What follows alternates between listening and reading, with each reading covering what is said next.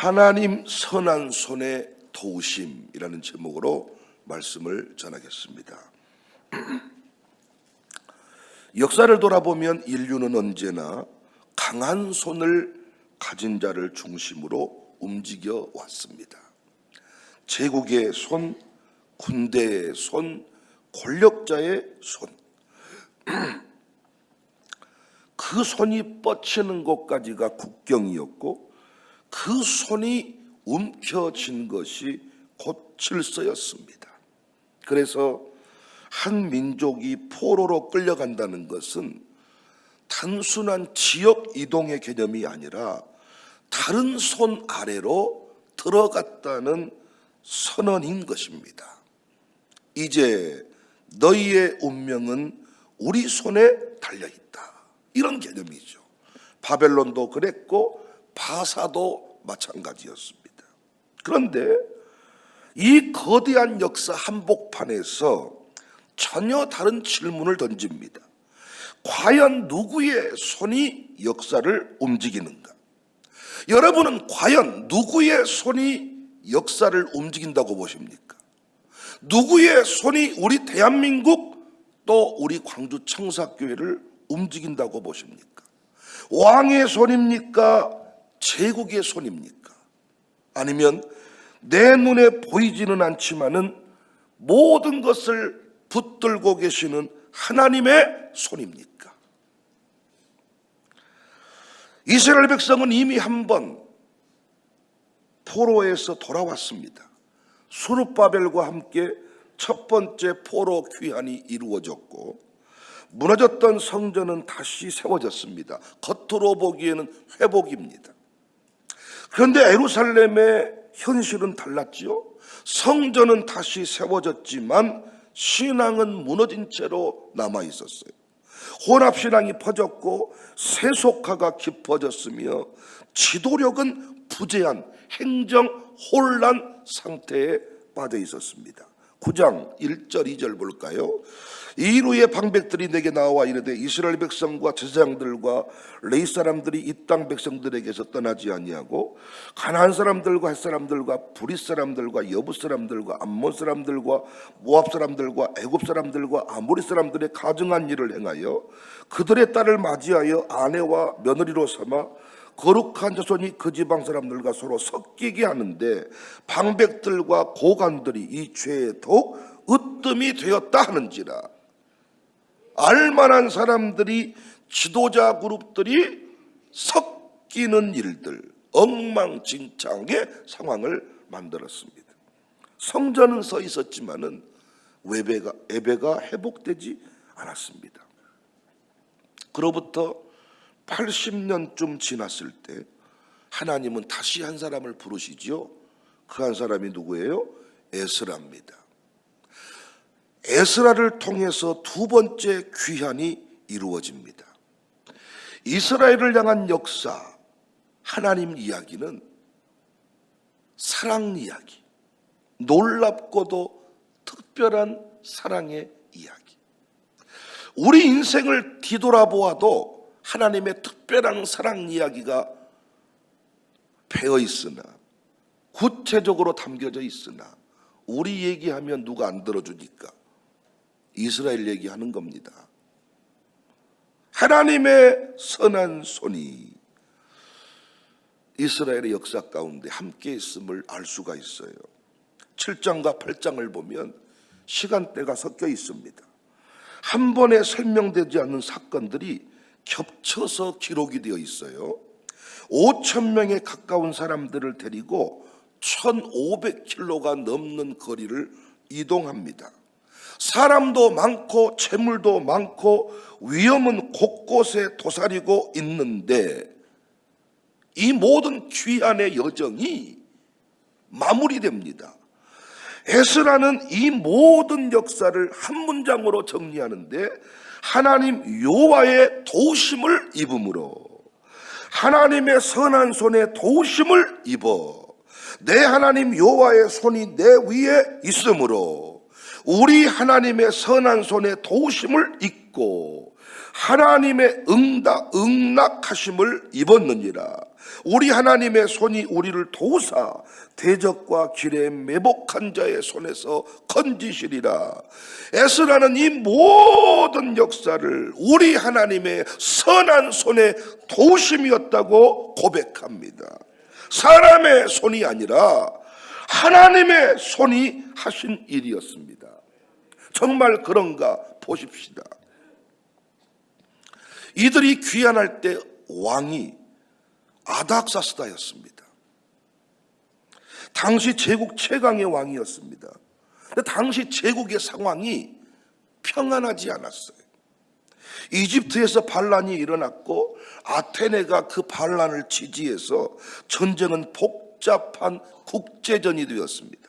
BC 460년부터 454년까지 무려 약 6년 동안 지속된 전쟁.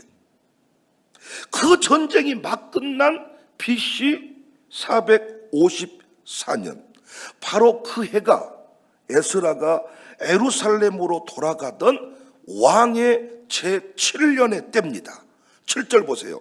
아닥사스다 왕 제7년에 이스라엘 자손과 제사장들과 레위 사람들과 노래하는 자들과 문지기들과 느디님 사람들 중에 몇 사람이 예루살렘으로 올라올 때 왕의 마음이 지금 편해요, 안 편해요? 왕의 마음이 지금 편한 상태예요, 안 편한 상태예요? 국가 상황이 지금 좋은 때예요, 안 좋은 때예요?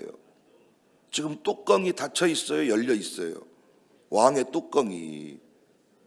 근데 속주에 속한 민족을 아무런 조건 없이 돌려보냅니다. 그것도 빈손이 아니라 재물을 들려서, 돈 주면서 필요한 재물을 쥐어주면서 돌아가라고 합니다. 더 놀라운 것은 20절입니다. 그 외에도 내 하나님의 성전에 쓰일 것이 있어서 내가 드리고자 하거든 무엇이든지 궁중 창고에서 내다가 드릴지니라. 정치로 설명이 되는 내용입니까?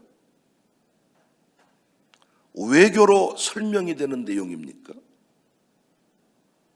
하나님의 손이 아니면 설명되지 않는 장면이죠.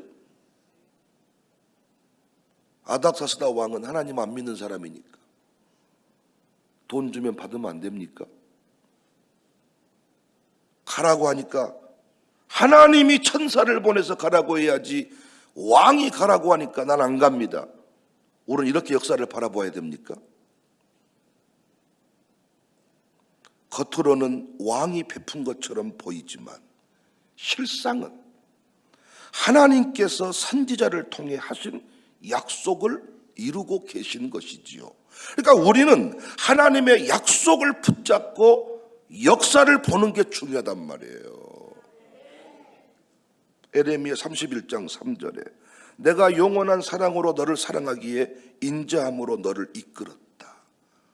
약속, 선지자의 약속을 붙잡고 있었기에 이 상황의 변화를 하나님의 뜻으로 이해할 수가 있었단 말입니다. 에스라가 이것을 알고 있었어요. 그런데 귀한 준비 중에 큰 문제가 하나 발견됩니다. 총월 초하루 아하와 강가의 사람들이 모였고 인원을 점검합니다. 귀한 인원을. 그런데 레인이 한 명도 없어요. 150년 동안 바사 페르시아 땅에서 제사가 끊겼고 레인들은 이미 편안하고 안정적인 삶에 익숙해져 있었습니다. 80년 전 첫 귀한 때에도 레인의 숫자는 전체에 비추어 볼 때 1.5% 정도밖에 안 됐어요. 여러분, 이렇게 영적으로 깨어있는 제사장들이, 레인들이 이렇게 예배당을 지키고 여러분 곁에 있다는 건 참 큰 복이죠. 에스라는 알고 있었습니다. 성전이 세워져도 그 안에서 하나님을 제대로 예배하지 아니하면 성전은 다시 무너지죠. 여러분 이거 믿으십니까? 성벽을 재건해도 하나님이 그 성을 지키지 아니하시면 그 성은 또 뚫리죠. 그러니까 느헤미야가 성은 재건했지만, 성벽은 재건했지만 진정한 회복은 그 안에서 신앙이 회복돼야 되잖아요. 그렇죠? 그러니까 여러분이 아무리 좋은 아파트를 물려줘도 신앙이 없으면 그 아파트 못 지키고 그 아파트 안에서 우울증 걸리고 이상하게 산다는 거 알고 계시잖아요. 에스라가 이걸 알고 있었습니다. 성전만 세워서는 안 돼. 예배가 회복이 돼야 돼. 그래야 공동체가 다시 설 수가 있어. 그런데 귀한 이 명단 중에 레인이 없어. 돌아갈 마음이 없는 거야. 이미 편안한 삶에 익숙해져 가지고 그 사명을 감당하지 않겠다는 거예요. 우리 교회도 보니까 편안해져 버린 사람들이 많습니다. 더 이상 일 안 하려고 그럽니다. 편안해져 버렸습니다. 이때 에스라가 11명을 보내서 급히 레인들을 찾게 합니다. 가시바 지방으로 보냅니다. 모든 것을 내려놓고 다시 예루살렘으로 돌아가자 쉽겠습니까? 이미 자리 잡고 있는데 황폐해진 땅으로 돌아가자, 돈 주는 것도 아니잖아요. 지금은 내 삶이 안정이 됐는데 다시 돌아가자, 쉽지 않은 부르심입니다. 근데 여러분 좀 놀라주셔야 돼요. 단 3일 만에 레인 39명과 성전 봉사자 220명이 모집이 됩니다.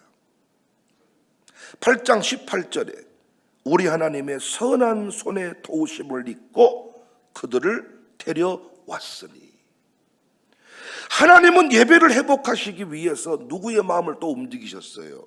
레인들의 마음을 움직이셨어요. 사람이 할 수 있는 일이 아니라고요.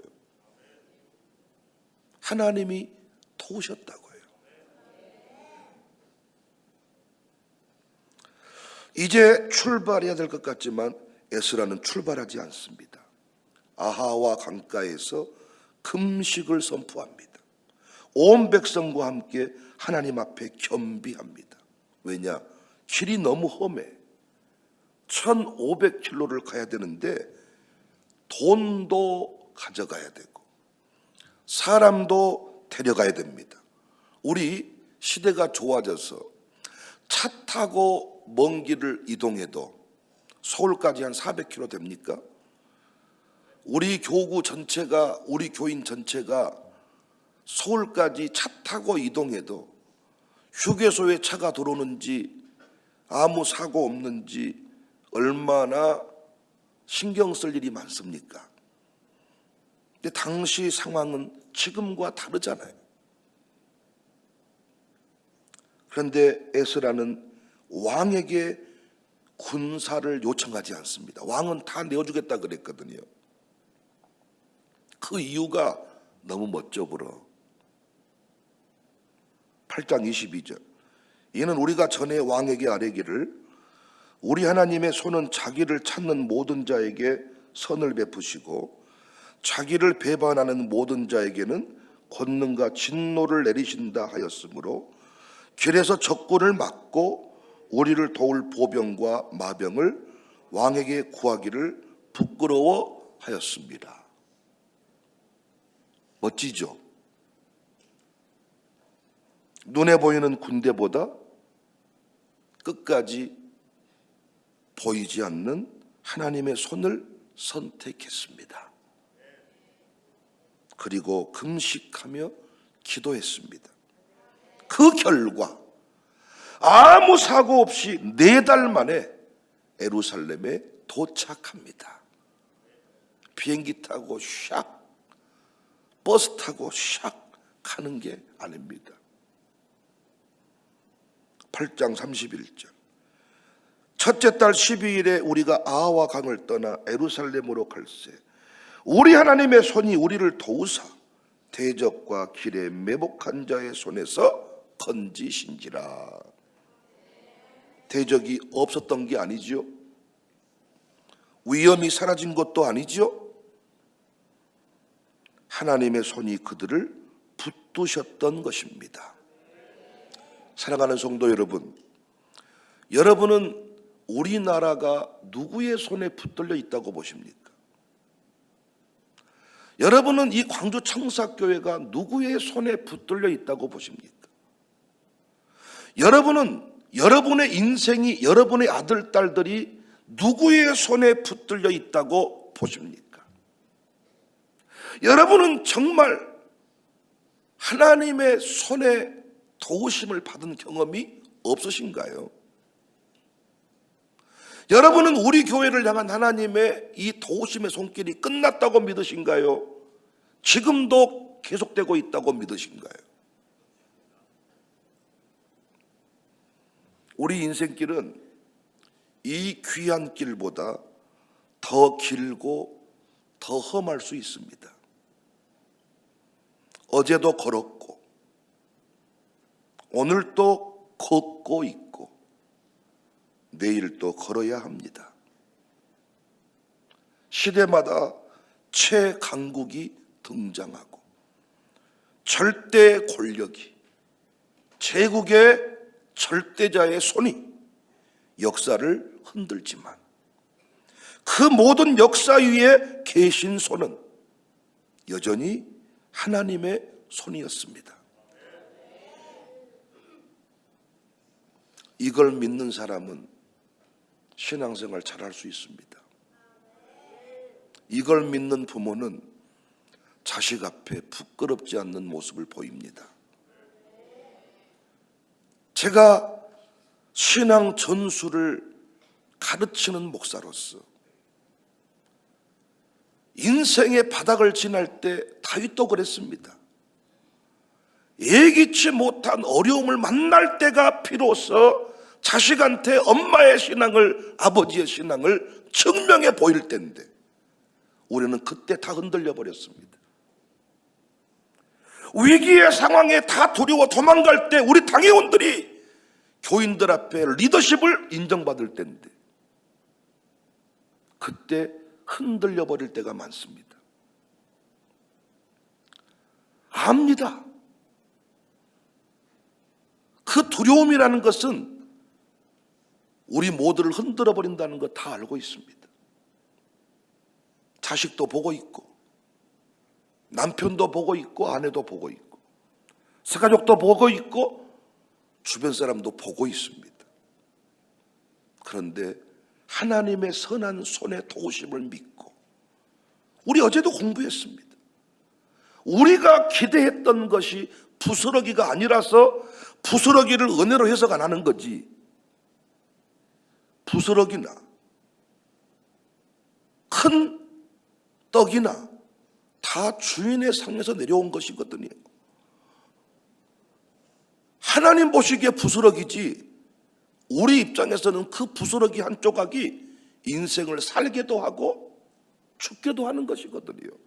의사의 손을 잡아줘서 나를 살게 하는 것, 사람들 보기에 아무것도 아닐 수 있지만 내 입장에서는 생명의 갈림길에 놓여 있는 거잖아요. 오늘 우리가 붙잡아야 될 것은 환경이 아니라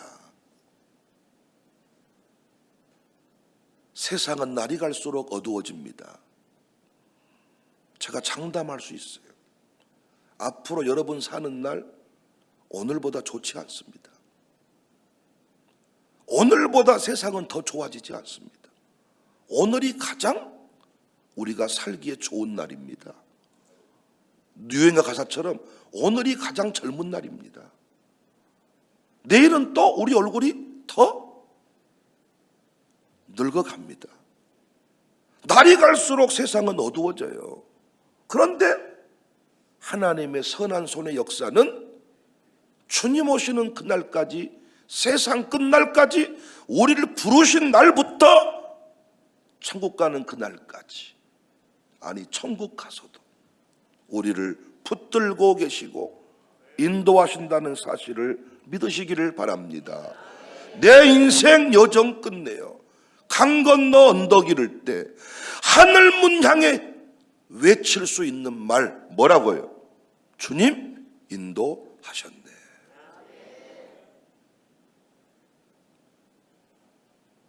그 손이 우리를 여기까지 인도하셨고 우리 아들 딸 키워주셨고 앞으로도 하나님이 책임지실 것이고 나는 주의 나라 확장을 위해 내 인생 전부를 바치며 살겠습니다.